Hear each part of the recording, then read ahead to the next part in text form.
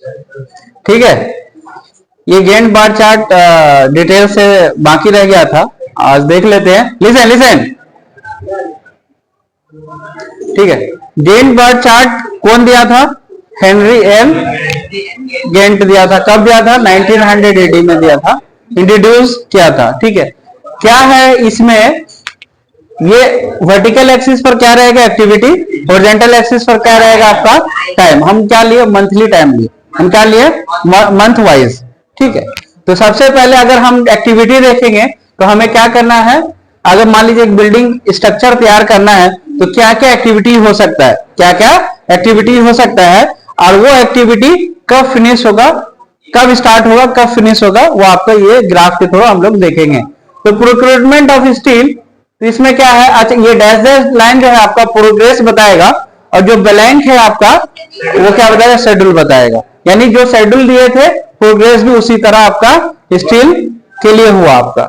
Brick, cement, sand, aggregate जो basic material है वो भी आपका जो टाइम अप्रैल में दिए थे, स्टार्ट कब हो रहा है? ये 1/4/2024 यानी 1 अप्रैल से ही शुरू हो जा रहा है, और एंड कब हो रहा है आपका? 15 अगस्त 2024 में। ठीक है, आजादी के दिन। ठीक है, ब्रिक, सीमेंट, सैंड, एग्रीगेट जो प्रोग्रेस टाइम दिए थे उसमें आपका शेड्यूल जो दिए थे उसमें आपका प्रोग्रेस हो गया, कंप्लीट हो गया।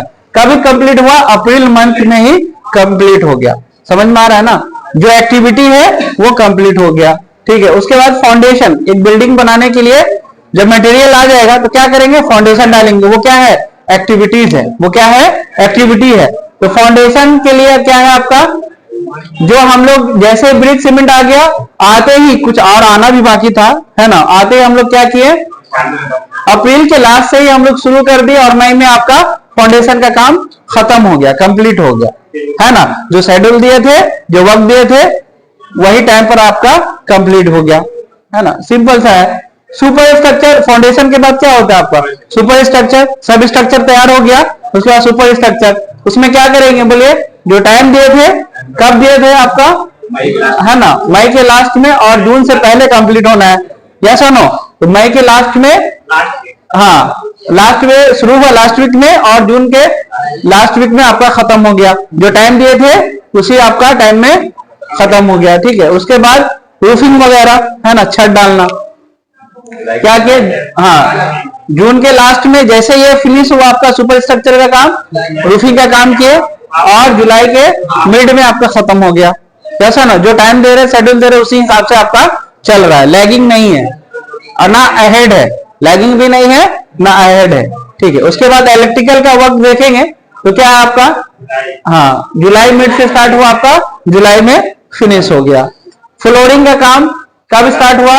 मान लीजिए अगस्त में स्टार्ट हुआ, और आपका अगस्त के 2 वीक्स में खत्म हो गया, है ना? 2 वीक्स से पहले जो टाइम दिए थे, जो प्रोग्रेस दिए थे, उसमें आपका खत्म हो गया। उसके बाद पेंटिंग का काम आता है, तो पेंटिंग का जो आपका शेड्यूल दिए थे, तो प्रोग्रेस हुआ आपका? प्रोग्रेस नहीं हुआ। अगस्त फर्स्ट वीक से शुरू किए थे और अगस्त लास्ट में खत्म होना था, है ना?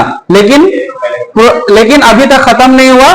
कहां तक है आपका? अगस्त के मिड में है ना? इसे पता चल रहा है। तो ना, ये एक्टिविटी है। अगर क्लीनअप की बात करेंगे तो जब डस्ट बनेगा, वो बनेगा, उसको क्लीन करना है, तो क्या होगा आपका? जो प्रोग्रेस दिए थे, जो आपका शेड्यूल दिए थे, और प्रोग्रेस लगभग आपका काम कंप्लीट हुआ, थोड़ा बहुत बाकी है। तो इस तरह हम लोग रिप्रेजेंट कर सकते हैं कौन सा एक्टिविटी किस टाइम में कंप्लीट हुआ और कहां तक प्रोग्रेस हुआ, कहां तक प्रोग्रेस हुआ। ये किसी चीज का भी ले सकते हैं, बिल्डिंग का नहीं, रोड कंस्ट्रक्शन के लिए, बजट तैयार करने के लिए, किसी भी चीज के लिए एक्टिविटी और टाइम में आपका रिलेशनशिप बता रहा है। यस और नो? समझ में आ गया? है ना? नोट कर लीजिए।